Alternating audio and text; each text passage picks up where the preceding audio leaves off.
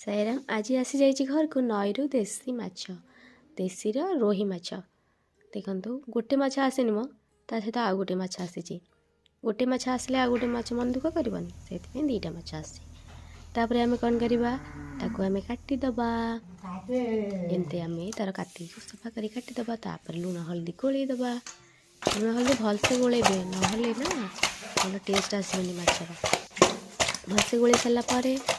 आम पुणी कौन करवा ताकि आम कड़े तेल पकई भाजवा आम को भाजवा जोटा कि रोही माछ खाइबार बहुत इच्छा अच्छे गोटे साइड हो गलापर आउ गोटे साइड तार भाजवा भलसे भाजवा क्या देसी माछ खाया भल लगे रोही माछ मत बहुत भल लगे खाया पखाड़ सहित तो माछ भजा आज खाली माछ भजा खाइबा